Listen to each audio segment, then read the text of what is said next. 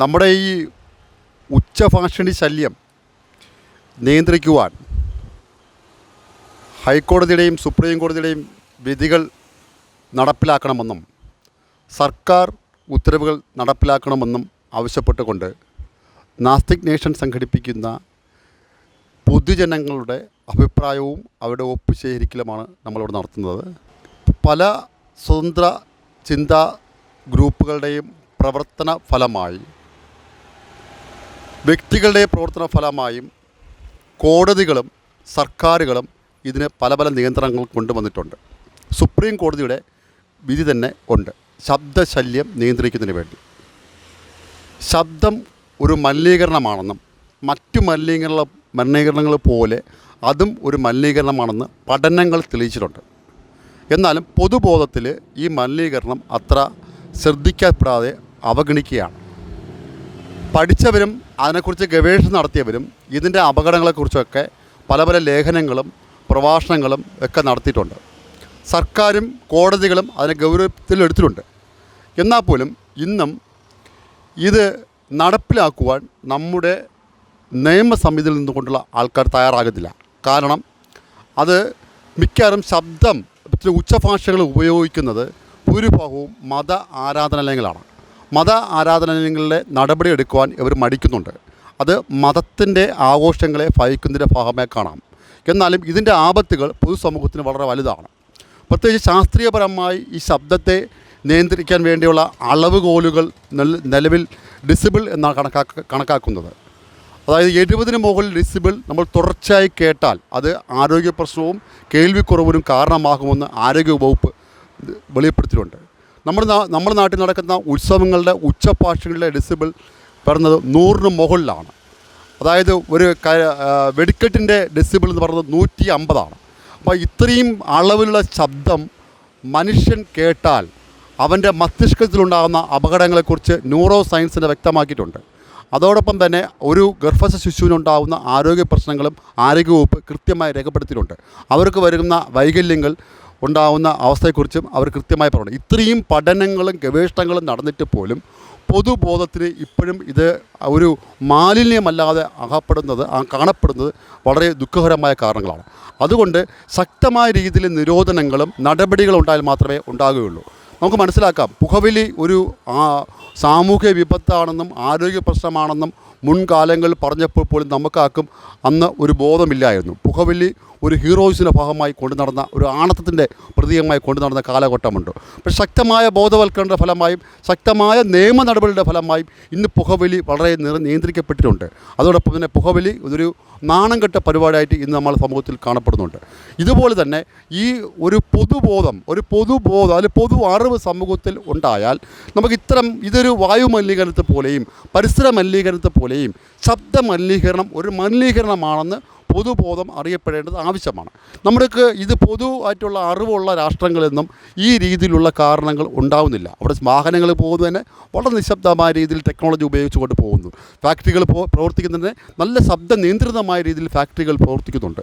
അവിടെ ഇത്തരം ഈ കൊളാമി പോലുള്ള പ്രവർത്തനങ്ങളൊന്നും ഈ പറഞ്ഞ വികസിത രാഷ്ട്രങ്ങളിൽ കാണാനില്ല. നമ്മൾ പ്രാകൃതമായി പോയിക്കൊണ്ടിരിക്കുന്ന ഭാഗമാണ് ഇത് കാണുന്നത്. അതുകൊണ്ട് പൊതുജനങ്ങളുടെ ബോധവൽക്കരണമാണ് നമ്മുടെ പോലുള്ള സംഘടനകൾ ഉദ്ദേശിക്കുന്നത്. വേറെ ഒന്നുമില്ല. വലിയ സമരങ്ങളൊന്നും ചെയ്തിട്ട് ഇതിൻ്റെ വലിയ കാര്യങ്ങളിൽ മനുഷ്യരായി ഇത് പൊതുബോധം മാറുന്നതിൽ മാത്രമേ സാധ്യമാകുള്ളൂ. ഈ പൊതുബോധത്തിലുള്ള പ്രവർത്തനങ്ങളാണ് നമ്മളോട് സാധിക്കുന്നത്. എല്ലാ ജനങ്ങളും ഇതിൽ സഹകരിക്കണമെന്ന് ആവശ്യമുണ്ട്. പറ്റുമെങ്കിൽ ഈ പൊതുജനങ്ങളുടെ ഒപ്പുശേഖരണം ഞങ്ങൾ ഭരണകർത്താക്കളെ അറിയിക്കും. അല്ലെങ്കിൽ ഇത് കോടതി ലക്ഷ്യമായി ഈ ഒരു പൊതു താല്പര്യ ഹർജി പോകാനും താല്പര്യമുണ്ട്. അതിന് എല്ലാവരും സഹകരിക്കണമെന്ന് ആവശ്യപ്പെട്ടുകൊണ്ട് നിർത്തുന്നു. വേണുഗോപാൽ സാറെന്ന് സംസാരിക്കും. ശബ്ദമലിനീകരണം പ്രത്യേകിച്ചും ഉച്ചഭാഷിണികൾ ഉപയോഗപ്പെടുത്തിക്കൊണ്ട് നടത്തപ്പെടുന്ന സൃഷ്ടിക്കുന്ന ശബ്ദമലിനീകരണം അതെങ്ങനെ വ്യക്തികളെ ബാധിക്കുന്നു, സമൂഹത്തെ ബാധിക്കുന്നു, എങ്ങനെ ആരോഗ്യ പ്രശ്നങ്ങൾ സൃഷ്ടിക്കുന്നു, ഇത്തരം സംഗതികളിലേക്ക് ശ്രദ്ധ ക്ഷണിക്കുകയും സുപ്രീം കോടതി അത് സംബന്ധിച്ച് പുറപ്പെടുവിച്ചിട്ടുള്ള വിധി നടപ്പാക്കുകയെങ്കിലും വേണം എന്നാവശ്യപ്പെടുകയും ചെയ്യുന്ന ഒരു ക്യാമ്പയിൻ്റെ ഭാഗമാണ്.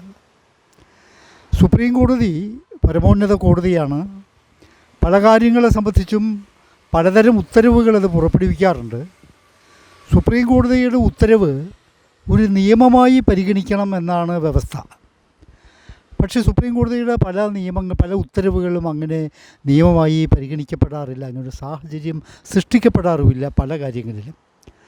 ഇപ്പോൾ ഉച്ചഭാഷയുടെ കാര്യത്തിൽ നേരത്തെ നാഗേഷ് സൂചിപ്പിച്ചതുപോലെ ഈ ശബ്ദമലിനീകരണം അത് സൃഷ്ടിക്കുന്ന വ്യക്തി ജീവിതത്തിനും സാമൂഹ്യ ജീവിതത്തിനും അത് സൃഷ്ടിക്കുന്ന കുഴപ്പങ്ങൾ, അതിൻ്റെ അടിസ്ഥാനത്തിൽ അത് നിയന്ത്രിക്കപ്പെടണമെന്നുള്ള സുപ്രീം കോടതിയുടെ ഉത്തരവ് നമ്മുടെ ഭരണകൂടങ്ങൾ സർക്കാരുകൾ ഈ കാര്യത്തിലൊരു നിയമ നടപടിയും സ്വീകരിച്ചിട്ടില്ല.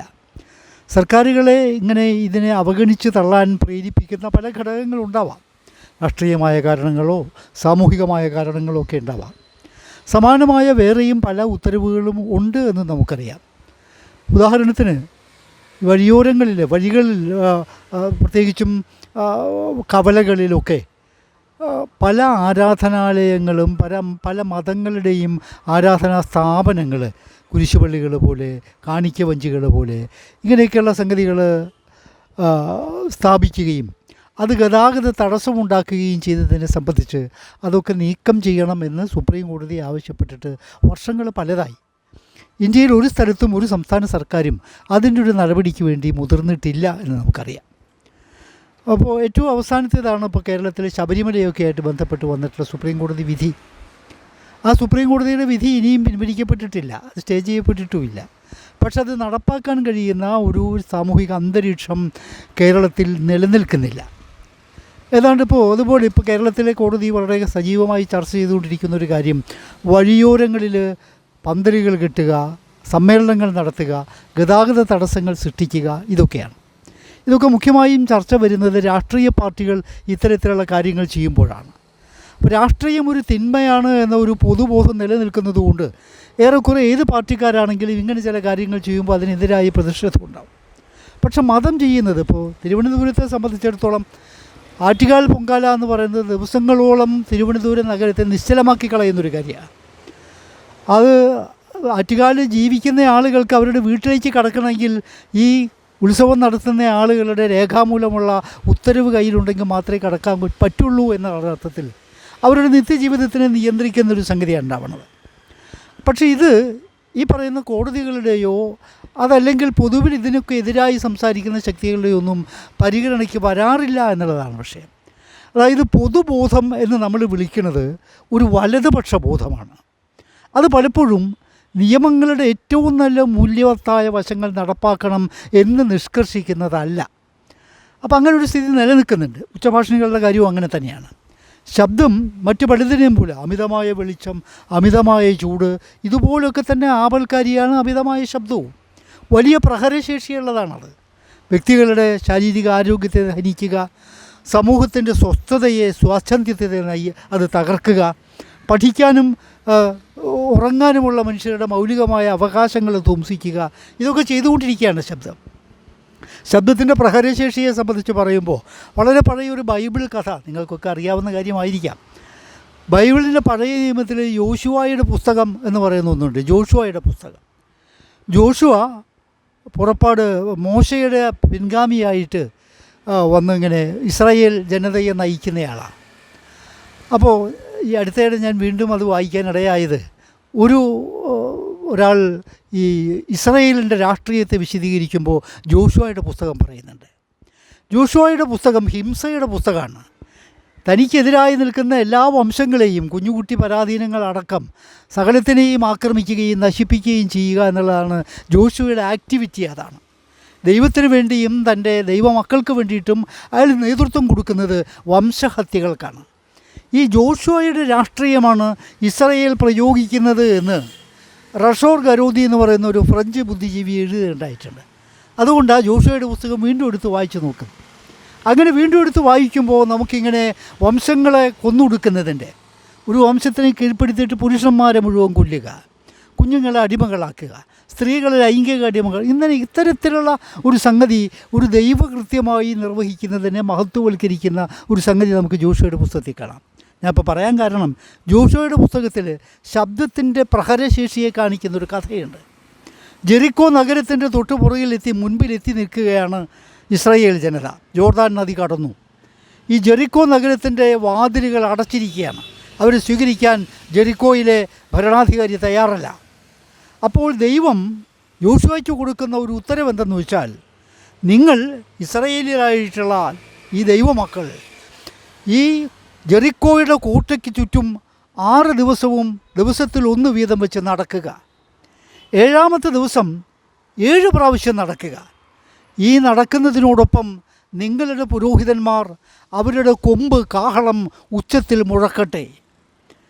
ദൈവത്തിൻ്റെ ആജ്ഞയനുസരിച്ചിട്ട് ജോഷുവയും ഇസ്രായേൽ മക്കളും ജെറിക്കോ കോട്ടയ്ക്ക് ചുറ്റും 6 ദിവസം നടന്നു.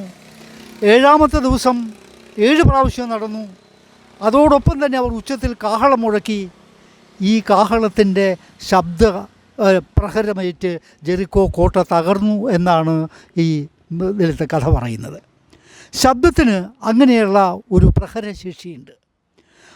പഴയ ചൈനയിൽ മനുഷ്യരെ പീഡിപ്പിക്കാൻ വേണ്ടി, ഇപ്പം ചൈനയെ മാത്രമല്ല ലോകത്തെ എല്ലാ സ്ഥലത്തും എല്ലാ ഏകാധിപതികളും എല്ലാ രാജാക്കന്മാരും അവർക്ക് സംശയം തോന്നുന്ന, അവർക്ക് എതിർ നിൽക്കുന്നു എന്ന് കരുതുന്ന മുഴുവൻ ആളുകളെയും ഏറ്റവും നൃശംസമായ മാർഗങ്ങൾ ഉപയോഗിച്ച് പീഡിപ്പിച്ചിട്ടുണ്ട്. നമ്മളെന്നറിയുന്ന 3-ാം മുറയൊന്നുമല്ല, അതിനേക്കാളൊക്കെ എത്രയോ ഭീകരമായത്. ഇപ്പം നമ്മൾ ഡ്രാക്കുളയുടെ കഥ പറയുന്ന മാതിരി ഒരു രാജാവ് എതിർ ശക്തികൾ സൈന്യം, ശത്രുക്കളുടെ സൈന്യം വരുമ്പോൾ അദ്ദേഹം ചെയ്യുന്നത് തൻ്റെ സൈന്യത്തിൽ നിന്ന് ഒരാളെ പിടിച്ച് ജീവനോട് ഒരു പലകയിൽ തറച്ച് അവരെ മുമ്പിൽ പ്രദർശിപ്പിക്കലാണ്. അപ്പോൾ ശത്രു സൈന്യം കാണുന്നത് ശത്രുക്കളോട് ഇത്രത്തോളം നികൃഷ്ടമായി പെരുമാറുന്ന ഒരു ഭരണാധികാരിയാണ് അവിടെയുള്ളത്. അയാളുടെ മുൻപിൽ യുദ്ധം ചെയ്യുന്നതിൽ അർത്ഥമില്ല, അവർ തിരിച്ചു പോവുകയാണ്. അപ്പോൾ ഇങ്ങനെ പലതരം പീഡനങ്ങൾ നടത്തുന്നതിൻ്റെ കൂട്ടത്തിൽ ചൈനയിൽ നിന്നിരുന്ന ഒരു പീഡനം, നമ്മൾ കാണുന്ന മണി ഉണ്ടല്ലോ, പള്ളിയിലൊക്കെ ഉപയോഗിക്കുന്ന തരത്തിലുള്ള മണി, ഈ മണിയുടെ വളരെ വലിയൊരു രൂപം ഉണ്ടാക്കുക. ഇതിൻ്റെ ഉള്ളിൽ നാക്കില്ല. പീഡിപ്പിക്കേണ്ട ആളെ ഈ മണിയിലേക്ക് ഉള്ളിലേക്ക് കയറ്റി നിർത്തി മണി കൊണ്ട് അയാളെ മൂടുകയാണ്. ഇത് മൂടിയതിന് ശേഷം വലിയ ചുറ്റിക ഉപയോഗിച്ച് ഈ മണിയുടെ പുറത്ത് പ്രഹരിക്കുകയാണ്. 2-3 പ്രഹരം കഴിഞ്ഞ് പ്രഹരിക്കുന്ന ആളുകൾ പോകുന്നു. അല്പം കഴിഞ്ഞ് നമ്മൾ ചെല്ലുമ്പോൾ ഈ മണി ഉയർത്തുമ്പോൾ അതിനുള്ളിൽ നിന്നിരുന്ന മനുഷ്യൻ അതിനകത്ത് മരിച്ചു കിടക്കുകയാണ്. അപ്പോൾ നമ്മുടെ ഇന്ത്യൻ പോലീസ് പോലും സ്കോട്ട്ലൻഡ് യാർഡിൽ നിന്ന് നമ്മുടെ ജയറാം പടിക്കൽ പഠിച്ചു പോകുന്ന പീഡന തന്ത്രങ്ങളിൽ ഒന്ന് ഏറ്റവും ഉയർന്ന ശബ്ദ കലവികളും ഏറ്റവും താഴ്ന്ന ഡെസിബലുള്ള ശബ്ദം അല്ലെങ്കിൽ നിശബ്ദതയും ഇടവിട്ട കാലയളവിൽ ഒരു തടവുകാരൻ്റെ ചെവിയിലെത്തിക്കുക എന്നുള്ളത്. വലിയ ശബ്ദത്തിൽ ഒരാളിങ്ങനെ കേട്ടുകൊണ്ടിരിക്കുക, പെട്ടെന്ന് ശബ്ദം നിൽക്കുന്നു, അടുത്ത ഏതാനും മിനിറ്റുകൾ നിശബ്ദതയാണ്, അത് കഴിഞ്ഞ് വീണ്ടും ഈ ശബ്ദം. അപ്പോൾ ശബ്ദത്തിൻ്റെ ഈ ഏറ്റിറക്കങ്ങൾ കൊണ്ട് തങ്ങൾ പ്രഹരിക്കാൻ ഉദ്ദേശിക്കുന്ന മനുഷ്യൻ്റെ നിലനിൽപ്പിന് തന്നെ ഇല്ലായ്മ ചെയ്യാവുന്ന വിധത്തിൽ അത് ഉപയോഗപ്പെടുത്തുന്നതിനെ സംബന്ധിച്ച് പഴയകാല സമൂഹങ്ങൾക്ക് വരെ അറിയാം. അതുകൊണ്ട് ആ പഴയ നിയമം ബൈബിളിൽ ഇങ്ങനൊരു കഥയുണ്ടായത്, പഴയ ചൈനീസ് ചക്രവർത്തിമാരിങ്ങനെ ചെയ്തത്. ഈ കഥയൊക്കെ ഞാനിങ്ങനെ കൂട്ടത്തിൽ ശബ്ദത്തിൻ്റെ പ്രഹരശേഷിയെപ്പറ്റി പറഞ്ഞപ്പോൾ സൂചിപ്പിച്ചു എന്നേ ഉള്ളൂ. ഇതുപോലെ ഇപ്പോൾ നമ്മുടെ നാട്ടിൽ ഡ്രില്ല് ഉപയോഗിക്കുന്ന തൊഴിലാളികൾ, അതല്ലെങ്കിൽ നിരന്തരം ശബ്ദമുണ്ടാക്കിക്കൊണ്ടിരിക്കുന്ന യന്ത്രങ്ങൾക്കിടയിൽ പ്രവർത്തിക്കുന്ന ആളുകൾ, പഴയ മിൽ തൊഴിലാളികൾ, ഇവരൊക്കെ തന്നെ ജീവിതത്തിൻ്റെ ഒരു നിശ്ചിത ഘട്ടം കഴിഞ്ഞാൽ കടുത്ത ബാധിര്യം അനുഭവിക്കുന്ന ആളുകളാണ്. ശബ്ദം സൃഷ്ടിക്കുന്ന പ്രശ്നങ്ങളാണ്. നമ്മുടെ നാട്ടിൽ ഉച്ചഭാഷണികൾ ഉപയോഗിച്ച്, പ്രത്യേകിച്ചും ആരാധനാലയങ്ങൾ, അതിൽ പ്രത്യേക മതത്തിൻ്റെ വ്യത്യാസമില്ല, ഹിന്ദു ആവട്ടെ മുസ്ലിം ആവട്ടെ അല്ലെങ്കിൽ ക്രിസ്ത്യാനി ആവട്ടെ, ഇവരുടെയൊക്കെ തന്നെ ആഘോഷങ്ങളുമായി ബന്ധപ്പെട്ടിട്ട് ആഴ്ചകളോളം തുടർച്ചയായി ഏറ്റവും അത്യുച്ചത്തിൽ സംഗീതം, അവരുടെ പ്രസംഗം, അവരുടെ ഉത്ബോധനങ്ങൾ ഇതൊക്കെ കേൾപ്പിച്ചു കൊണ്ടിരിക്കുന്നതാണ്.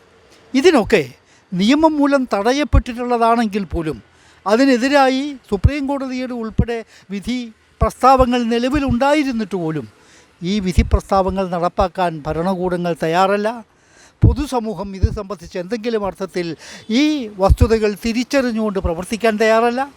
അഥവാ ആരെങ്കിലും ഒരാൾ ഈ ശബ്ദശല്യത്തെ സംബന്ധിച്ച് സംസാരിക്കുകയാണെങ്കിൽ അങ്ങനെ സംസാരിക്കുന്ന ഘട്ടത്തിൽ അയാളെ ശത്രുവായി കാണുകയും അയാളെ അപായപ്പെടുത്താനോ സാമൂഹ്യ ബഹിഷ്കരണം നടത്താനോ അയാളെ പരാജയപ്പെടുത്താനോ വേണ്ടിയിട്ടുള്ള സംഘടിത ശ്രമങ്ങളിൽ ഏർപ്പെടുകയും ചെയ്യുന്നത് നമുക്ക് നിരന്തരം കാണാൻ കഴിയുന്നൊരു സ്ഥിതിയാണ്. അപ്പോൾ ഈ ഒരു സന്ദർഭത്തിൽ എല്ലാവർക്കും, ഞാൻ വിചാരിക്കുന്നത് എല്ലാവർക്കും ബോധ്യമുള്ള കാര്യമാണത്. ഈ ഉച്ചഭോഷണികൾ പ്രയോഗിക്കുന്ന ആളുകൾ തന്നെ അവരുടെ വീട്ടിലെ കുഞ്ഞുങ്ങൾ പരീക്ഷയ്ക്ക് തയ്യാറെടുക്കുന്ന സന്ദർഭത്തിൽ ഈ ശബ്ദകലവികൾക്കകത്ത് പെട്ട് പഠിക്കാനാവാത്ത വിധത്തിൽ അവർ ബുദ്ധിമുട്ടിലായി പോകുന്നതിൻ്റെ അനുഭവങ്ങൾ അവർക്ക് തന്നെ ഉണ്ടാവും. പക്ഷെ അവർക്ക് പോലും നിയന്ത്രിക്കാനാവാത്ത വിധത്തിൽ ഈ ശബ്ദത്തിനെ സംബന്ധിച്ചിട്ടുള്ള തെറ്റായ, അതുവഴിയാണ് ആത്മീയത, അതുവഴിയാണ് ഭക്തി, അതുവഴിയാണ് സന്മാർഗബോധം, ഇതൊക്കെ സമൂഹത്തിൽ ഏൽപ്പിക്കാൻ കഴിയുക എന്ന് പറയുന്ന ഒരു അന്ധവിശ്വാസത്തിന് നമ്മൾ കീഴ്പ്പെട്ട് നിൽക്കുന്നത് നമുക്ക് കാണാൻ കഴിയുക. ഒരർത്ഥത്തിൽ ഈ വ്യക്തികളുടെ ചിന്തയ്ക്കും അപ്പുറത്ത് സമൂഹത്തിൻ്റെ മുകളിൽ ഇതൊരു തരം അലിഖിതമായ ഒരു ആപത്തായി നിലനിൽക്കുന്നൊരു സ്ഥിതിയുണ്ട്. അപ്പോൾ അതുകൊണ്ട് നമ്മൾ അതിനെതിരായ അഭിപ്രായമെങ്കിലും രേഖപ്പെടുത്തുക. നമ്മൾ ഈ ഉപ്പ് ശേഖരണം നടത്തുമ്പോൾ ആളുകൾ ഒപ്പിട്ടത് കൊണ്ട് ഈ ഉച്ചഭാഷണ ശല്യം നിൽക്കുമെന്ന് ചോദിക്കുക, നിൽക്കില്ലായിരിക്കാം.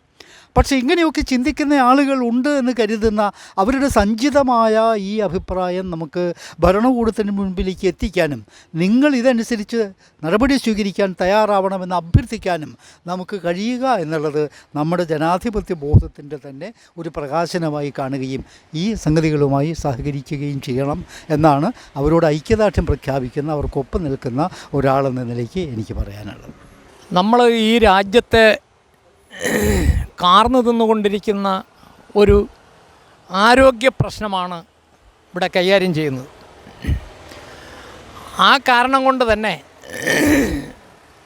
അത്ര നിസ്സാരമല്ല ഈ സംഗതി.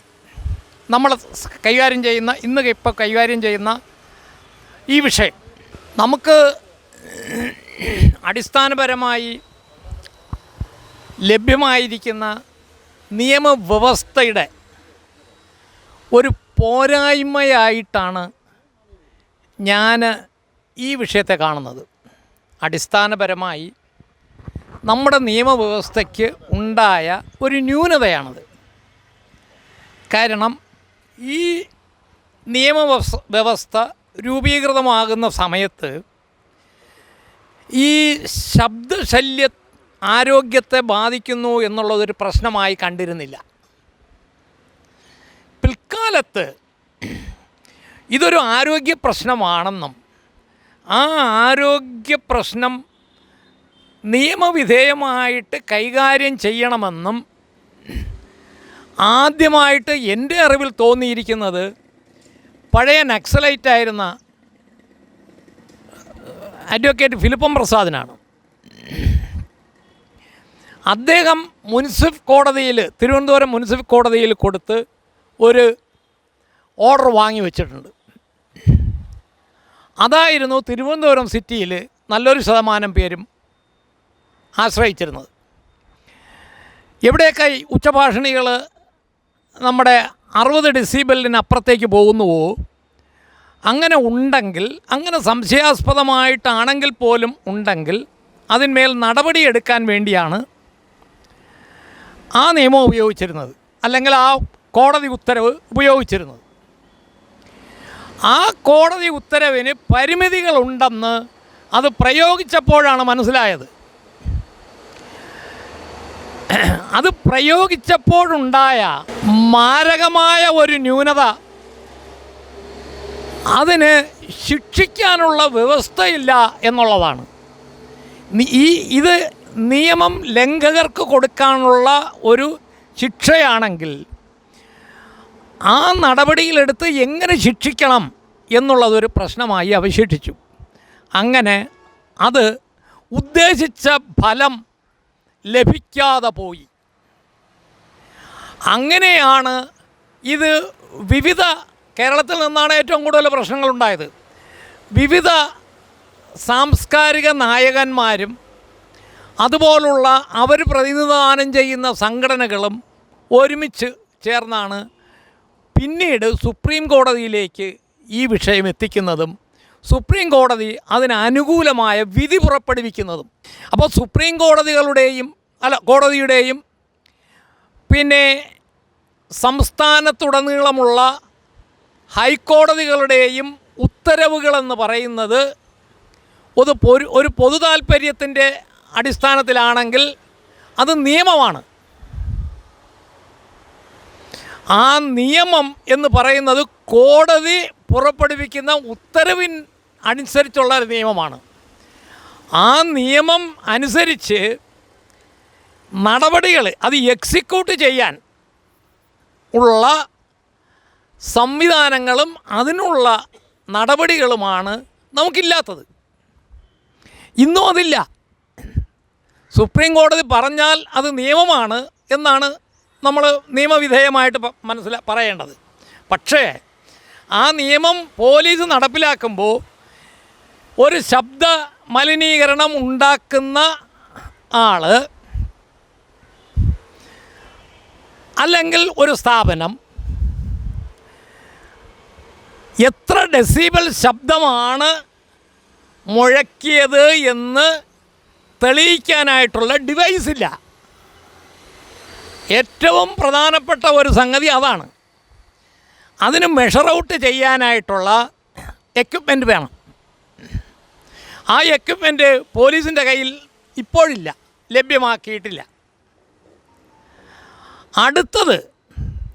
അടുത്തതെന്ന് പറയുന്നതാണ് കുറച്ചുകൂടെ ഗൗരവമുള്ളത്. എന്ത് ശിക്ഷയാണ് അയാൾക്ക് കൊടുക്കേണ്ടതെന്ന് നമ്മുടെ BNSലോ അല്ലെങ്കിൽ പഴയ നിയമമായ IPCയിലോ ഒരിടവും പറഞ്ഞിട്ടില്ല. അങ്ങനെ വന്നാൽ ആ കേസുകളെല്ലാം നടപടികൾ പൂർത്തിയായി വരുമ്പോൾ പ്രതികൾ രക്ഷപ്പെടും. പിന്നെ ചെയ്യാവുന്ന ഒരേ ഒരു സംഗതി പെറ്റി കേസെടുക്കുക എന്നുള്ളതാണ്. അത് കോടതി എടുക്കും. പെറ്റി കേസുകൾ പോലീസ് എടുത്തിട്ട് കോടതി കൊടുക്കുകയാണെന്നുണ്ടെങ്കിൽ അതിന് പണം കൊടുത്ത് രക്ഷപ്പെട്ടങ്ങ് പോവാം. അല്ലെങ്കിൽ 1 മാസം അകത്ത് കിടക്കുക. അകത്ത് കിടക്കാറില്ല, എല്ലാവരും കാശ് കൊടുക്കും. 2000 രൂപയോ 3000 രൂപയോ 500 രൂപയോ 1000 രൂപ ഒരു കണക്കേ ഇപ്പം എടുക്കുന്നുള്ളൂ. ഇത് കൊടുത്തിട്ട് ആ പ്രതി രക്ഷപ്പെട്ടു പോകും. ഈ എക്യുപ്മെൻറ്റ് പിടിച്ചെടുക്കാനായിട്ടുള്ള വ്യവസ്ഥയില്ല. അതാകെ കൂടി ഉള്ളത് പഴയ നിയമം അനുസരിച്ചുള്ള 133 CRPC അല്ലെങ്കിൽ BNSS ഭാരതീയ ന്യായ സംഹിത അനുസരിച്ചുള്ള 502 ഇതിലുള്ള ഒരു കുറ്റകൃത്യമായിട്ട് മാത്രമേ എന്ത് കാണുന്നുള്ളൂ, കോടതികൾക്ക് കാണാൻ പറ്റുന്നുള്ളൂ. സുപ്രീം കോടതിയുടെതൊക്കെ അവിടെ ഇരിക്കും. കോടതികൾക്ക് കാണാൻ പറ്റുന്നുള്ളൂ, പോലീസിനും അത് ചെയ്യാനേ പറ്റുന്നുള്ളൂ, സർക്കാരിനും അത് അംഗീകരിച്ചു കൊടുക്കാനേ പറ്റുന്നുള്ളൂ. അപ്പോൾ ചുരുക്കി പറഞ്ഞു കഴിഞ്ഞാൽ നമ്മൾ സുപ്രീം കോടതിയുടെ നിയമം ഉത്തരവ് നടപ്പിലാക്കണമെന്ന് ആവശ്യപ്പെട്ടുകൊണ്ട് എന്തൊക്കെ നടപടികൾ ചെയ്തു കഴിഞ്ഞാലും അത് ജലരേഖയായി പരിണമിച്ചുകൊണ്ടിരിക്കുന്നതും അത് തന്നെയാണ്. അപ്പോൾ ഇങ്ങനെയുള്ള ഒരു സാഹചര്യത്തിലാണ് നമ്മൾ ഈ ഉദ്യമത്തിന് വേണ്ടി ഇറങ്ങി പുറപ്പെടുന്നത്. അതിൻ്റെയും സ്ഥിതി അത് തന്നെയാണ് വരാനിരിക്കുന്നത്. ഞാൻ പരമാർത്ഥമാണ് പറയുന്നത്. ഇതിന്മേൽ നടപടിയെടുക്കാനായിട്ട് പറ്റുന്നില്ല. ബാങ്ക് വിളി എന്ന് പറഞ്ഞു കഴിഞ്ഞാൽ 8, 10, 12 ഒക്കെ കോളാമ്പികൾ വെച്ച് 5 മണിയാവുമ്പം മനുഷ്യരെ ഉറങ്ങാൻ സമ്മതിക്കാത്ത വിധത്തിൽ ശല്യം ചെയ്തുകൊണ്ടിരിക്കുകയാണ്. രോഗികളെയൊക്കെ തട്ടി ഉണർത്തും. രോഗികളല്ലാത്തവർക്ക് ഉറങ്ങാൻ കഴിയില്ല. കാര്യം വീണ്ടും 1 മണിക്കൂർ 1.5 മണിക്കൂർ ഉറങ്ങുന്നവരാണ്. ഈ സംഭവത്തിന് ശേഷം ഉറങ്ങാൻ പറ്റില്ല. പക്ഷേ അത് കൈകാര്യം ചെയ്യാനായിട്ടുള്ളൊരു എക്സിക്യൂട്ടീവ് ഓർഡറുണ്ട്.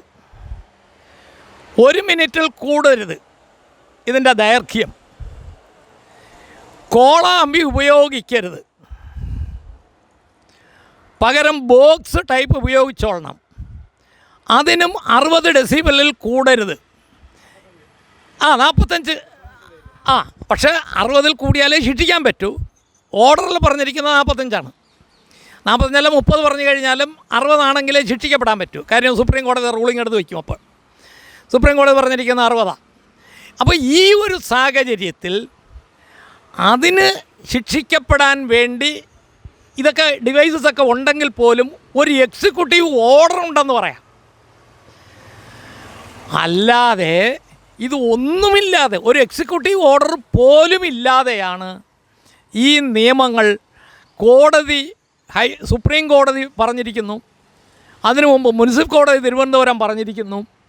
അതിനനുസരിച്ച് നടപടിയെടുക്കണം എന്ന് നമ്മൾ ആവശ്യപ്പെടുന്നതും പൊതുജനത്തിന് ഇത് ഒട്ടും താല്പര്യമില്ലാത്ത ഒരു വിഷയവും കൂടിയാണ്. പക്ഷേ ഇനി ചെയ്യേണ്ടുന്ന ഒരു മാർഗം എന്താ? ധാരാളം കേസുകൾ ഇങ്ങനെ വരിക, കുന്നുകൂടുക. എവിടെ കുന്നുകൂടണം? എക്സിക്യൂട്ടീവ് മജിസ്ട്രേറ്റിൻ്റെ അടുത്തോ ADMൻ്റെ അടുത്തോ നമുക്ക് പരാതിപ്പെടാൻ പറ്റും. 133 അനുസരിച്ച്, ഞാൻ ഈ പറഞ്ഞ CRPC 133 അനുസരിച്ച്, ഞങ്ങളുടെ BNSS 502 അനുസരിച്ച്. ഇത് നമ്മൾ പരാതികളുടെ എണ്ണം ഇങ്ങനെ കൂടി വരികയും നമ്മുടെ ഇതുപോലുള്ള പ്രവർത്തികൾ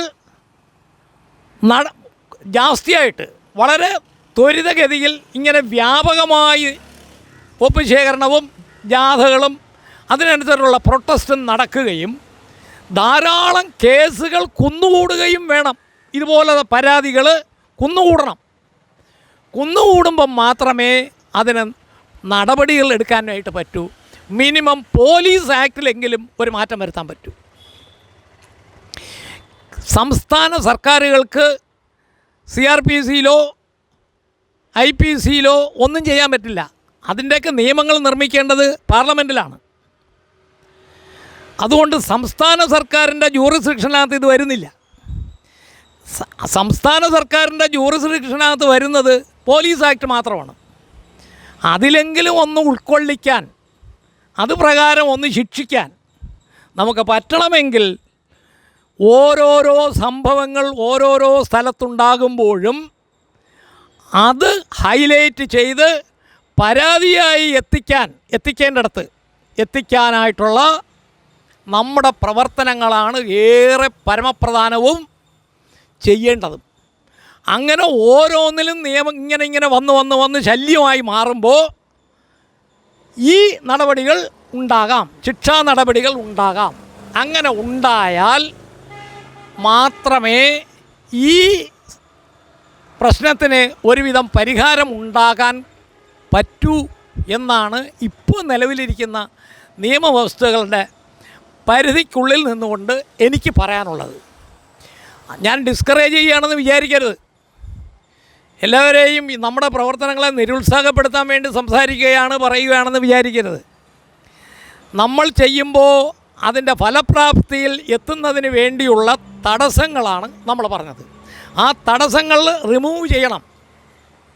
അത് പരിഹരിക്കണമെങ്കിൽ ഓരോ പ്രശ്നങ്ങളെയും ഓരോ സ്ഥലത്തുണ്ടാകുന്നതും അതിനനുസരിച്ച് നമ്മൾ പരാതിപ്പെടാൻ തയ്യാറാകുന്ന ഒരു ഗ്രൂപ്പോ ഒരു സംഘടനയോ അതുമല്ലെന്നുണ്ടെങ്കിൽ ഒരു പൊതു താൽപ്പര്യ സംവിധാനമോ ഉണ്ടായെങ്കിലല്ലാതെ ഇതിന് പരിഹാരം കാണാൻ നമുക്ക് കഴിയില്ല എന്നുള്ള കാര്യം മനസ്സിലാക്കിയിട്ട് വേണം എന്ത് ചെയ്യാൻ, നമ്മുടെ പ്രവർത്തനങ്ങൾക്ക് ഡിസൈൻ ചെയ്യാൻ, രൂപം കൊടുക്കാൻ.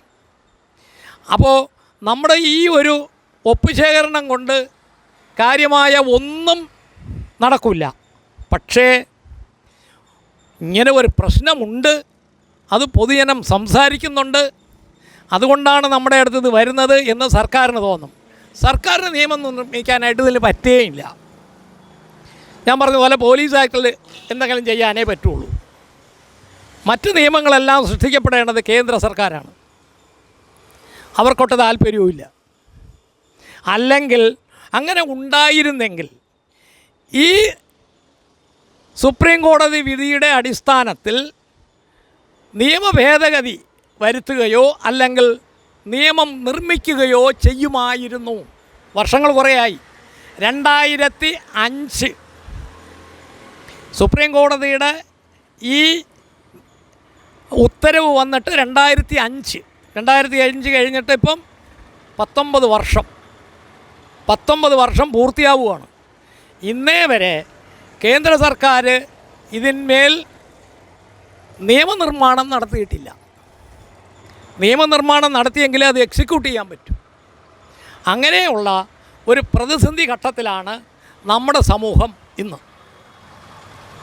അപ്പോൾ അതിനനുസരിച്ചുള്ള നടപടികൾ നമുക്കുണ്ടാവണം, യോജിച്ച് പ്രവർത്തിക്കണം എന്നുള്ള ആഹ്വാനത്തോടുകൂടി ഞാൻ എൻ്റെ വാക്കുകൾ നിർത്തുന്നു. ഈ ശബ്ദം വളരെ പ്രധാനപ്പെട്ട ഒരു ആരോഗ്യ പ്രശ്നമാണ്. അതിൻ്റെ അത് യാതൊരു സംശയമില്ലാത്ത കാര്യമാണ്. 80 ഡെസിബലിന് മേളിലുള്ള ശബ്ദം ആരോഗ്യത്തിന് വളരെ വളരെ വളരെ ഹാനികരമാണ്. അതിൻ്റെ അകത്തും ഒരു സംശയവുമില്ല. മാത്രമല്ല, നമ്മുടെ പല സമൂഹങ്ങളിലും നമുക്ക് സുരക്ഷിതമായിട്ട് ജീവിക്കാൻ നമുക്ക് ചുറ്റുപാടുമുള്ള ശബ്ദം അനിവാര്യമാണ്. ഉദാഹരണത്തിന് ഒരു പാമ്പ് എഴഞ്ഞു പോകുന്നതിൻ്റെ ശബ്ദം ഈ മലയോര പ്രദേശങ്ങൾ വില്ലേജുകളിലൊക്കെ താമസിക്കുന്ന ആൾക്കാർക്ക് കിട്ടും. ഒരു പാമ്പ് അല്ലെങ്കിൽ ഒരു ഇഴജന്തു ഇലയുടെ ഇടയിൽ കൂടെ പോവുകയാണെങ്കിൽ അതിൻ്റെ ശബ്ദം കിട്ടും. നമുക്ക് കിട്ടത്തില്ല. നമുക്കിതെല്ലാം നഷ്ടപ്പെട്ട് കഴിഞ്ഞു. അത് നടന്നു പോകുമ്പോഴത്തേക്ക് പുറയിലൊരു വാഹനം പോവുകയാണെങ്കിൽ നമുക്കതിൻ്റെ ശബ്ദം ശ്രദ്ധിക്കാൻ പറ്റത്തില്ല. 2 ശബ്ദങ്ങൾ അടുത്തടുത്ത് വന്നു കഴിഞ്ഞാൽ ഒന്ന് നമുക്ക് കിട്ടാതെ പോകും. അപ്പോൾ ഇമാതിരിയുള്ള ശബ്ദം നമുക്ക് സെൻസറി ഇനറ്റൻഷൻ ഉണ്ടാകുന്നതും ശബ്ദം കേൾക്കാൻ വയ്യാതാകുകയും ശബ്ദത്തിൻ്റെ ത്രഷോൾഡ് മാറുകയും ഒക്കെ ചെയ്യുന്നത് ഒരു രോഗാവസ്ഥയാണ്. അപ്പോൾ ഇതുണ്ടാക്കുന്നത് ഹൈ ഡെസിബൽ, ഹൈ ഇൻറ്റൻസിറ്റി ശബ്ദങ്ങൾ നാട്ടിൻ്റെ അകത്ത് ഇഷ്ടംപോലെ ഉള്ളതുകൊണ്ടാണ്. ഈ മറ്റൊന്നുള്ളത് സൗണ്ട് പൊല്യൂഷൻ തന്നെയുണ്ട്. നമുക്ക് ചുറ്റുമുള്ള ഒരുപാട് ശബ്ദത്തിൻ്റെ അകത്ത് നമ്മൾ നിൽക്കുമ്പോൾ നമ്മൾ അറിയാതെ തന്നെ ശബ്ദം കയറ്റി കുട്ടി കൊണ്ടുപോകും. ഇതിനൊരുപാട് പഠനങ്ങൾ ഇപ്പോഴുണ്ട്. ഉദാഹരണത്തിന് ഈ പരിപാടികളൊക്കെ നടക്കുമ്പോഴത്തേക്ക് മ്യൂസിക് ഹാളിൽ മൈക്ക് സെറ്റൊക്കെ ഓപ്പറേറ്റ് ചെയ്യുന്ന ആൾക്കാരുണ്ടല്ലോ, അവരുടെ കേൾവി പരിശോധിക്കുകയാണെങ്കിൽ നമുക്ക് മനസ്സിലാകുന്നത് സാധാരണ ആൾക്കാർക്ക് കേൾക്കുന്നതിനേക്കാളും അത്രയും അവർക്ക് കേൾക്കാൻ പറ്റത്തില്ല. സ്ഥിരം മൈക്ക് ഓപ്പറേറ്റ് ചെയ്യുന്ന ആൾക്കാർ ക്രമേണ വർഷങ്ങൾ കൊണ്ട് അവർ കൂടുതൽ ശബ്ദം കൂട്ടി കൊണ്ടുവരും. അത്രയും ഉണ്ടെങ്കിൽ അവർക്ക് കേൾക്കാൻ ഒക്കുള്ളൂ. അവർ ആ ഒരു സാധാരണഗതിയിലുള്ള ഒരു ശബ്ദം എന്നുള്ള രീതിയിൽ അവർ ചെയ്യുന്ന അങ്ങനെയാണ്. അതേസമയം ശബ്ദമലിനീകരണം സാധാരണഗതിയിൽ നേച്ചറിലുള്ള പ്രകൃതിയിലുള്ള പല ശബ്ദങ്ങളും നമ്മൾ കേൾക്കാത്തതിൻ്റെ ഒരു വലിയ കാരണം മറ്റ് ശബ്ദങ്ങൾ, ഇതര ശബ്ദങ്ങൾ ഇങ്ങനെ നിറഞ്ഞു നിൽക്കുന്നു എന്നുള്ളതുകൊണ്ടാണ്. ശബ്ദം ഒരു സോഴ്സ് ഓഫ് എനർജിയാണ്. നമ്മുടെ ചെവി കേടായിട്ട് പോകുന്നുണ്ട്. വളരെ നേരത്തെ ഈ കണ്ണിൻ്റെ കാഴ്ച കുറയുന്നതിന് നമ്മൾ വെള്ളെഴുത്തെന്ന് പറയുമല്ലോ, അതേമാതിരി പ്രസ്ബിയോപ്യ എന്ന് പറയുന്ന ഒരു രോഗം മാതിരി പ്രസ്ബി അക്യൂസസ് എന്നൊരു രോഗമുണ്ട്, ചെവിയിൽ കേൾക്കാൻ പറ്റാത്തത്. പിന്നെ ഇത് കൂടാതെ തന്നെ ഭയങ്കരമായിട്ട് നമുക്ക് നമ്മുടെ വൈകാരികമായിട്ടുള്ള ജീവിതത്തിനെ ബാധിക്കുന്ന ഒരു പ്രശ്നമാണ് അമിതമായിട്ടുള്ള ശബ്ദം. ഈ ശബ്ദം ഇതൊക്കെ നിർത്തേണ്ട ഒരുപാട് കാലം കഴിഞ്ഞു. ലോകത്തൊരിടത്തും ഇത്രയും ശബ്ദ മലിനീകരണം എന്ന് പറയുന്നൊരു സാധനം നമുക്ക് ലോകത്തൊരിടത്തും ഉണ്ടാവില്ല, ഒരു സമൂഹത്തിലും ഇല്ല. അതൊക്കെ കൊണ്ട് തീർച്ചയായിട്ടും ഇത് എന്തെങ്കിലും രീതിയിലുള്ള നിയന്ത്രണം വളരെ വളരെ അത്യാവശ്യമാണ്. ഇപ്പോൾ ഇവിടെ ഏറ്റവും കൂടുതൽ ശബ്ദം ഉണ്ടാക്കുന്ന 2-3 തരം ശബ്ദങ്ങളാണ് നമ്മുടെ നേച്ചറിൽ ഇപ്പോൾ ഇഷ്ടം ഉള്ളത്. ഒന്ന് സർക്കാർ വണ്ടികളാണ്. സർക്കാരിൻ്റെ വണ്ടികൾ എവിടെ നിന്ന് നോക്കിയാലും മതി. സർക്കാരിൻ്റെ വെഹിക്കിൾ പോകുമ്പോഴത്തേക്ക് അമിതമായിട്ടുള്ള ലൈറ്റ്, അമിതമായിട്ടുള്ള ശബ്ദം, ഇത് രണ്ടും അവർ നിർബന്ധമായിട്ട് ചെയ്തിരിക്കും. പിന്നുള്ളത് മതപരമായിട്ടുള്ള സ്ഥാപനങ്ങൾ. അത് പള്ളിയാകാം, അമ്പലമാകാം, ഏതുമാകാം. മൂന്നാമത്തെ രാഷ്ട്രീയക്കാരാണ്. രാഷ്ട്രീയക്കാർ 3-ാം സ്ഥാനമേ ഉള്ളൂ ശരിക്കും ശബ്ദ മലിനീകരണത്തിൻ്റെ കാര്യത്തിൽ. പക്ഷേ അമ്പലങ്ങൾ കൂടെ ഉത്സവങ്ങളുണ്ട്, നിരന്തര ഉത്സവങ്ങളുണ്ട്. ഇപ്പോൾ ഉത്സവത്തിൻ്റെ സീസണാണ്, ഒരു പ്രത്യേക തരം ഉത്സവത്തിൻ്റെ സീസണാണ്. ഇപ്പം രാവിലെ തൊട്ട് രാത്രി വരെ ഈ അമ്പലത്തിലെ ശബ്ദമാണെങ്കിൽ അമ്പലത്തിൻ്റെ ആരാധനയിലുള്ള ഒരു ന്യായമുണ്ടല്ലോ, ആരാധന അവർ അംഗീകരിക്കുന്നവരാണെങ്കിൽ തന്നെ അതുമായിട്ട് ബന്ധമില്ലാത്ത ശബ്ദങ്ങൾ ഇതിനുണ്ടാക്കും.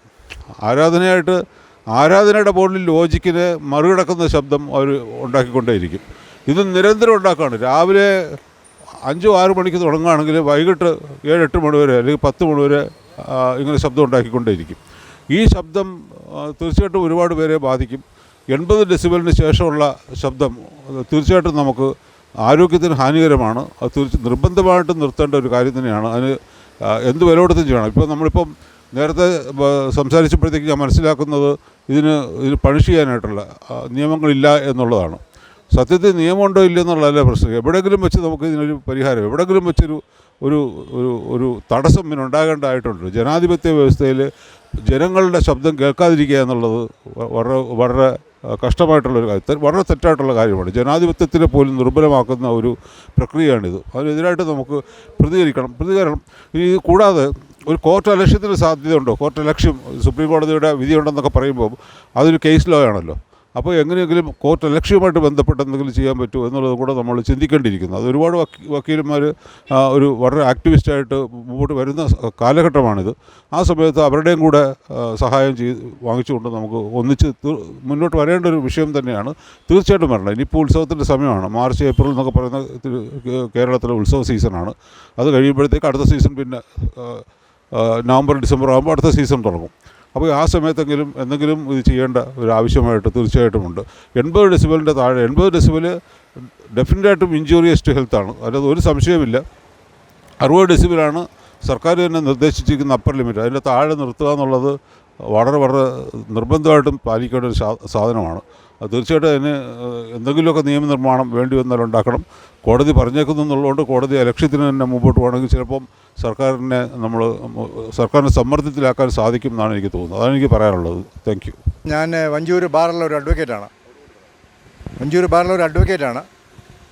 ഈ സൗണ്ട് പൊല്യൂഷനെ പറ്റി ഞാൻ കഴിഞ്ഞ ഒരു 3 വർഷമായിട്ട് പല സ്ഥലങ്ങളിലും പരാതി കൊടുത്തിട്ടുണ്ട്. പരാതി കൊടുക്കുന്നതല്ല, 2017 എക്സാം ടൈമാണ്. അപ്പോൾ എൻ്റെ മോന് വീട്ടിൽ ഇരുന്ന് പഠിച്ചുകൊണ്ടിരിക്കുക. രാവിലെ ഞാൻ ഓഫീസിൽ എത്തിയിട്ട് ഒരു ഉച്ചയ്ക്ക് പുള്ളിയെ ഫോണിൽ വിളിക്കുന്നു. അപ്പം ഫോണിൽ കൂടെ തന്നെ സ്പീക്കറിൻ്റെ ശബ്ദം കേൾക്കുന്നു. അപ്പോൾ ഞാൻ അവൻ്റെ അടുത്ത് പറഞ്ഞു, നീ അവിടെ നിന്ന് മാറി വേറെ അമ്മൂമ്മേരെ വീടിനടുത്ത് പോയി അവിടെ ഇരുന്ന് പഠിക്കാൻ പറഞ്ഞു. എന്നിട്ട് ഞാൻ നേരെ കണ്ടോൺമെൻറ്റ് AC ഫോണിൽ വിളിച്ചു. കണ്ടോൺമെൻറ്റ് AC വിളിച്ചപ്പോൾ പറഞ്ഞ് നിങ്ങൾ കൺസേൺഡ് സ്റ്റേഷനിൽ അറിയിക്കുക, വട്ടിയൂർക്കാവിൽ. അപ്പോൾ വൈകിട്ട് 5-5:30 മണിയായി. ഞാൻ വട്ടിയൂർക്കാവ് സ്റ്റേഷനിൽ പോയി, ഇങ്ങനെ ഒരു പ്രശ്നമുണ്ട്. അപ്പോൾ ഞാൻ താമസിക്കുന്ന വീട്ടിൻ്റെ വരാന്തര സൈഡിൽ ഒരു സ്പീക്കർ, കിച്ചൺ സൈഡിലൊരു സ്പീക്കർ, റോഡ് സൈഡിലാണ് 2 സൈഡിൽ സ്പീക്കർ. വീട്ടിൻ്റെ അകത്ത് ആളിരിക്കുക, പരീക്ഷ സമയമാണ്. സ്റ്റേഷനിൽ പോയി പരാതി പറഞ്ഞപ്പോൾ ഞങ്ങൾ ഏതോ ഗ്രഹത്തിൽ നിന്ന് വന്ന ആളുകൾ എന്തോ ഒരു പുതിയ പരാതിയായിട്ട് വരും പോലെ ഇങ്ങനെ നോക്കി പറഞ്ഞു വിട്ടു. രാത്രി 10 മണിയായിട്ടും തന്നിട്ടില്ല. ഈ അമ്പലം ഇരിക്കുന്നത് എൻ്റെ വീടിൻ്റെ അവിടെ നിന്ന് 2 കിലോമീറ്റർ ദൂരെയാണ്. മനസ്സിലായോ? 2 കിലോമീറ്റർ ദൂരം. 10:30 മണിയായി രാത്രി. ഞാൻ കമ്മീഷണറുടെ ഫോണിൽ വിളിച്ചു. അപ്പോൾ അങ്ങേരുടെ സംസാരമാണ്, I will look into the matter. പിന്നെയും മൈക്ക് സ്പീക്കറിൽ പാട്ട്. പിന്നെ എനിക്ക് ഏറ്റവും വലിയ ഇത് സംശയം തോന്നിയാൽ കേരളത്തിലെ എല്ലാ ദൈവത്തിൻ്റെ തമിഴ് പാട്ടേ അറിയാവൂ. അത് നിങ്ങൾ ശ്രദ്ധിച്ചാൽ മതി. കേരളത്തിലെ എല്ലാ ദൈവത്തിനും തമിഴ് പാട്ടേ അറിയാവൂ, മലയാളം പാട്ട് അറിഞ്ഞുകൂടാ. ഏത് ഉത്സവം പറമ്പിപ്പിച്ചെന്നാലും തമിഴ് പാട്ട് കേൾക്കാം. അപ്പോൾ രാത്രി 10:30 മണിയായിട്ട് പാട്ട് നിൽക്കുന്നില്ല. 12:30 മണിയായപ്പോൾ അവരുടെ എന്താ പറയുന്ന ഈ അമ്പലത്തിൽ നിന്ന് വിഗ്രഹം എല്ലാം എടുത്തുകൊണ്ട് എന്തോ പറയാം, എനിക്കതിൻ്റെ പേരെന്ന് അറിയില്ല.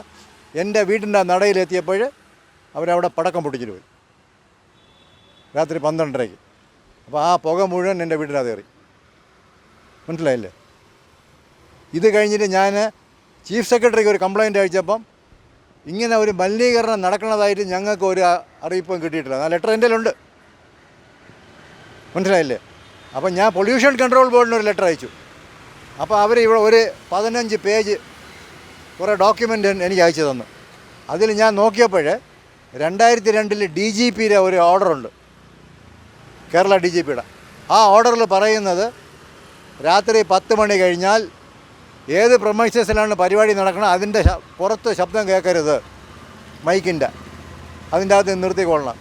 10 മണി മുതൽ 6 മണി വരെ ഒരു ശബ്ദവും കേൾക്കരുത്. ഇപ്പം നമ്മൾ കണ്ടുവരുന്നത് എന്താണ്? 4:45 എല്ലാ ഉത്സവ പറമ്പിലും രാവിലെ പാട്ടിടും. ഇപ്പോഴും നടന്നുകൊണ്ടിരിക്കുക. എൻ്റെ വീടിൻ്റെ അടുത്ത് ഇപ്പോൾ ശിവരാത്രിയുടെ പരിപാടി 4:45 പാട്ടിടാണ്. അപ്പം നമ്മൾ 4:45 ഉറക്കം നിർത്തിക്കൊള്ളണം. മനസ്സിലായില്ലേ? ഇപ്പോൾ പോലീസ് ഒരു ആക്ഷനും എടുക്കില്ല. പക്ഷേ ഇതിൻ്റെ അകത്ത് അവർക്ക് ആക്ഷൻ എടുക്കാനുള്ള എല്ലാ റൈറ്റും DGPയുടെ ഓർഡർ വഴി കൊടുത്തിട്ടുണ്ട്. ഇതിൻ്റെ മെയിൻ ഇഷ്യൂ എന്ന് ഞാൻ പറഞ്ഞു എനിക്ക് മനസ്സിലായത് വോട്ടാണ് പ്രശ്നം. വോട്ട് മനസ്സിലായില്ലേ? ഇപ്പോൾ പള്ളിക്കെതിരെ പോയാൽ പള്ളിക്കാരുടെ വോട്ട് കിട്ടൂല, അമ്പലത്തിനെതിരെ പോയാൽ അമ്പലക്കാരുടെ വോട്ട് കിട്ടൂല. അല്ലാതെ നമുക്ക് സമാധാനമായിട്ട് ഉറങ്ങണമെന്നുള്ളതല്ല ഇവരുടെ ചിന്ത. അപ്പോൾ എത്ര വോട്ടുണ്ട്, എത്ര ആളുകൾ ബഹളം ഉണ്ടാക്കാൻ വരും, ഇതനുസരിച്ചാണ് ഇവിടെ നിയമം നടപ്പിലാക്കുന്നത്. അതുകൊണ്ട് ഇതിന് എൻ്റെ ഒരു ഇതെന്ന് പറഞ്ഞാൽ, സാറ് എൻ്റെ അടുത്ത് ഉച്ചയ്ക്ക് വിളിച്ചപ്പോൾ ഞാൻ പറഞ്ഞത് എൻ്റെ സജഷനാണ്, സ്പീക്കർ കൊണ്ടുവയ്ക്കുന്നു. റെസിഡൻഷ്യൽ ഏരിയയിൽ 45 ഡെസിബൽ എന്ന് പറയുന്നു. ഒരു സ്പീക്കറിൽ 45 ഡെസിബലിൽ കൂടുതൽ ഔട്ട്പുട്ടുള്ള ഒരു സ്പീക്കർ സമ്മതിക്കരുത്. അപ്പോൾ ആ സ്പീക്കറിൻ്റെ പുറത്ത് നമ്മൾ എഴുതണം 45 ഡെസിബലോ. അത് ആര് സർട്ടിഫൈ ചെയ്യണം? നമ്മളെ മെറ്റീരിയോളജി ഡിപ്പാർട്ട്മെൻറ്റ് സർട്ടിഫൈ ചെയ്യുമ്പോൾ ഇവർക്കും പൊല്യൂഷൻ കൺട്രോൾ ബോർഡിൻ്റെ ഒരു സർട്ടിഫിക്കേഷൻ വേണം. ഒരു സ്പീക്കറിൻ്റെ പുറത്ത് ഇത്ര ഡെസിബലേ ഉള്ളൂ. പിന്നെ അതിൽ ആ ഓണറിൻ്റെ ഫോൺ നമ്പർ വയ്ക്കണം. ശബ്ദം കൂടിയാൽ നമുക്ക് അവനെ വിളിച്ച് ചീത്ത വിളിക്കാനുള്ള ഒരു റൈറ്റ് അവനെ അറിയിക്കണം. പിന്നെ ഒന്ന്, സ്പീക്കർ ഓപ്പറേറ്റ് ചെയ്യുന്ന അയാൾക്കെതിരെ കേസെടുക്കണം. ഈ സംഘടനയ്ക്കെതിരെ കേസെടുത്തൊരു കാര്യമില്ല. ആരാണ് സ്പീക്കർ കൊണ്ടുവയ്ക്കുന്നത് അയാൾക്കെതിരെ കേസെടുക്കുമ്പം ഒരു ഹെവി ഫൈൻ അടിച്ചു കഴിഞ്ഞാൽ ഇതിനൊരു കൺട്രോൾ ഉണ്ടാവും. അപ്പോൾ ഇതാണ് എൻ്റെ സജഷൻ. നമ്മൾ കോടതിയിൽ പോയിട്ട് കറക്റ്റായിട്ട് റൂൾസ് ഫ്രെയിം ചെയ്തിട്ടില്ല. ഇവിടെ എത്ര ദൂരത്തിൽ വെക്കണം അതും ദൂരം പറഞ്ഞിട്ടുണ്ട്. DGPയുടെ ഓർഡറിനകത്തുണ്ട് 300 മീറ്റർ. അപ്പോൾ ഇവിടെ ഒരു ആംപ്ലിഫയർ വെച്ചാൽ 300 മീറ്റർ വരെ ആ ആംപ്ലിഫയറിൻ്റെ സ്പീക്കർ എത്താവും, അതിൻ്റെ അപ്പുറത്തോട്ട് പാടില്ല. അപ്പോൾ 300 മീറ്ററാണ് വയ്ക്കുന്നത്. ഇവിടെ 1 കിലോമീറ്റർ 2 കിലോമീറ്റർ ദൂരം കൊണ്ട് വയ്ക്കുന്നു. മനസ്സിലായി? അപ്പോൾ റൂൾസ് ഫ്രെയിം ചെയ്യാൻ വേണ്ടി നമ്മൾ ഹൈക്കോടതിയിൽ പോയാലേ പറ്റുള്ളൂ.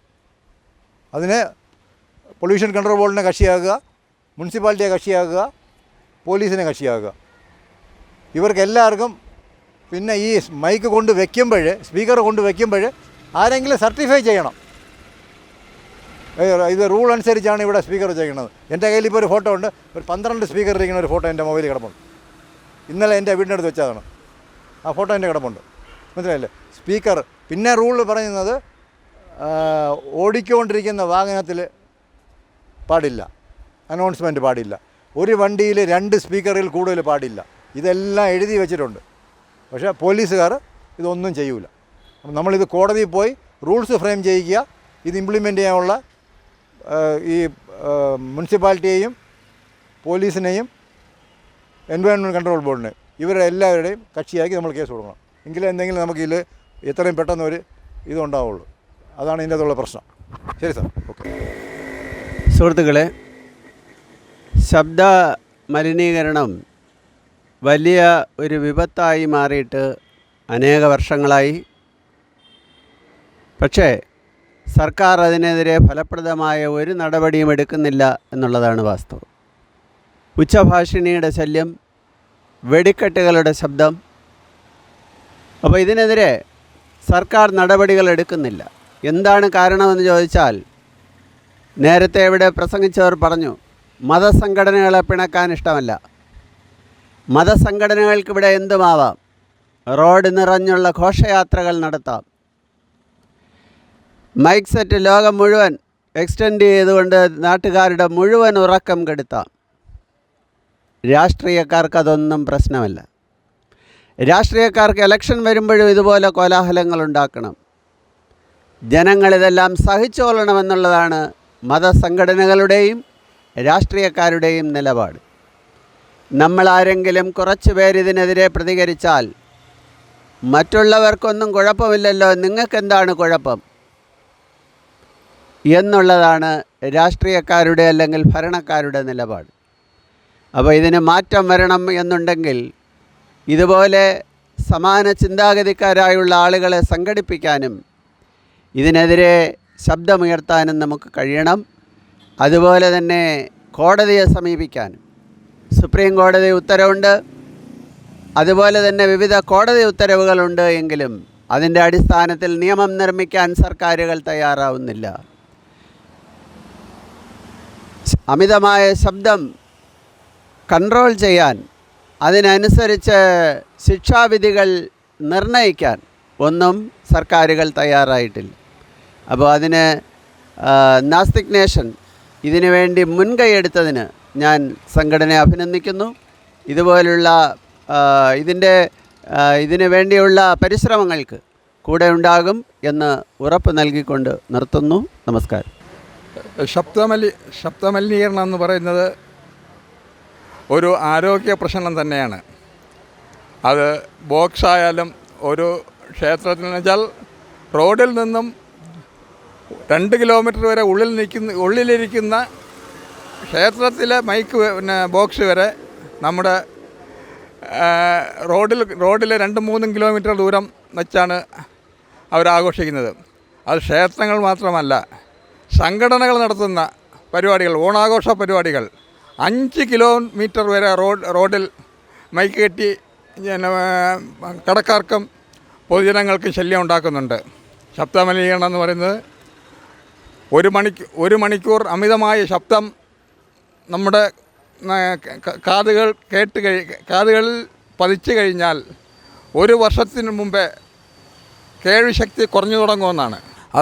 അതിനാൽ ഇതിനെതിരെ എല്ലാ പൊതുജനങ്ങളും ശക്തമായി പ്രതികരിക്കണമെന്ന് അപേക്ഷിക്കുന്നു.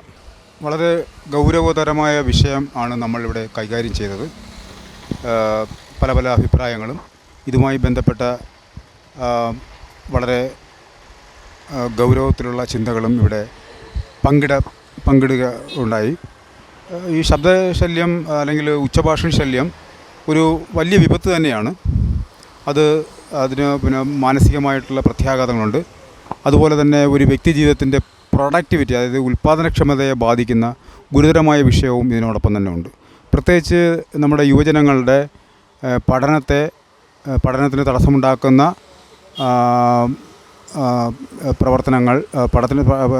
പ്രവൃത്തിയാണ് ഈ ശബ്ദമലിനീകരണത്തിലൂടെ ഉണ്ടാകുന്നത്. അവർ വളരെ പ്രധാനപ്പെട്ട പരീക്ഷകൾക്ക് അവർ പരിശീലിക്കുകയും ആ പരീക്ഷകൾക്ക് സജ്ജമാകുകയും ചെയ്യുന്ന വളരെ നിർണായകമായ സമയത്താണ് ഈ ഒരു ശബ്ദമലിനീകരണം അതിൻ്റെ ഗൗരവതരമായ അല്ലെങ്കിൽ അതിൻ്റെ ഉന്നതമായിട്ടുള്ള ഉണ്ടാകുന്നത്. ഈ ഒരു വിഷയം നമ്മൾ പറയാറുണ്ട്, രാജ്യത്തിൻ്റെ സമ്പത്ത് അല്ലെങ്കിൽ രാജ്യത്തിൻ്റെ ഭാവി എന്ന് പറഞ്ഞാൽ അവിടുത്തെ ആ സമയത്തുള്ള വിദ്യാർത്ഥികളാണ് അല്ലെങ്കിൽ കുട്ടികളാണെന്ന് പറയാറുണ്ട്. അപ്പോൾ ഈ കുട്ടികളുടെ തന്നെ ഭാവിയെ തടസ്സപ്പെടുത്തുന്ന അല്ലെങ്കിൽ അവരുടെ ഭാവിയെ ദോഷകരമായി ബാധിക്കുന്ന ഒരു പ്രവർത്തനം നിരന്തരമായി എല്ലാ വർഷവും ഇങ്ങനെ ആവർത്തിക്കപ്പെടുന്നത് രാജ്യത്തിൻ്റെ പുരോഗതിക്ക് തന്നെ വിഘാതമാണ്, അല്ലെങ്കിൽ പുരോഗതിക്ക് ഒരു പ്രശ്നമാണ് എന്നുള്ള കാര്യം വളരെ ഗൗരവതരമായൊരു കാര്യമുണ്ട്. അത് നമ്മുടെ രാഷ്ട്രീയക്കാരും നമ്മുടെ മറ്റുള്ള ആളുകളും ബന്ധപ്പെട്ട സാമൂഹിക ശാസ്ത്രജ്ഞന്മാർ, അധ്യാപകർ എല്ലാവരും കൂടെ അത് തീരുമാനിച്ച് അതിൻ്റേതായിട്ടുള്ള ഒരു ഗൗരവാവസ്ഥ കണ്ടെത്തുകയും അതുതന്നെ ഒരു മുൻഗണന അർഹിക്കുന്ന ഒരു വിഷയമായിട്ട് കൈകാര്യം ചെയ്യേണ്ടതൊക്കെയാണ്. രാജ്യത്തിൻ്റെ പുരോഗതിയെ അല്ലെങ്കിൽ അതിൻ്റെ ഭാവിയെ തന്നെ തകർക്കുന്ന രീതിയിലുള്ള കുട്ടികൾക്ക് പഠന പ്രശ്നങ്ങൾ ഉണ്ടാക്കുന്ന ഈ ഒരു സാഹചര്യം കൂടെ ഈ വിഷയത്തിലുണ്ട്. ഇതെല്ലാം കൂടെ വെച്ചുകൊണ്ടാണ് നമ്മൾ ഈ ഒരു ഒപ്പുശേഖരണം നടത്തിയത്. ഈ പറഞ്ഞതുപോലെ തന്നെ ഇത്തരം ഒരു ചെറിയൊരു പരിപാടി, ചെറുതോ വലുതോ ആവട്ടെ, ഇത്തരം പരിപാടികൾക്ക് വലിയ തോതിലുള്ള സാമൂഹ്യ മാറ്റങ്ങൾക്ക് സാമൂഹ്യ മാറ്റത്തിലേക്ക് നയിക്കാൻ സാധ്യതയില്ല. പക്ഷേ നമ്മളെങ്കിലും ഒരു ചെറിയ ഒച്ചയും ബഹളം ഉണ്ടാക്കുക എന്നുള്ളതാണ്. ഇതൊരു വിഷയമാണ്, ഇതൊരു ഗുരുതരമായൊരു വിഷയമാണ് എന്നുള്ള കാര്യത്തിൽ കുറച്ച് പേരെങ്കിലും, നമ്മൾ സമൂഹത്തിൽ വളരെ കുറച്ച് പേരെങ്കിലും അത് നിരന്തരം ചർച്ച ചെയ്തത് വളരെ നന്നായിരിക്കും. അത് ഈ ശബ്ദത്തിന് കൂടുതൽ മൊമെൻറ്റം ഉണ്ടാവുകയും ഒരു മുഖ്യധാരയിലേക്ക് ഈ വിഷയം വരുന്നത് വരെയെങ്കിലും നമ്മൾ ഇത്തരം ചർച്ചകളും ഇത്തരം പ്രവർത്തനങ്ങളും തുടരണമെന്നുള്ള ഒരു അഭ്യർത്ഥനയോടുകൂടി ഞാൻ ഇന്നത്തെ നമ്മുടെ ഈ പരിപാടിക്ക് ഉപസംഹാരം നടന്നതായി പറഞ്ഞുകൊണ്ട് എൻ്റെ ഈ വാക്കുകൾ അവസാനിപ്പിക്കുന്നു.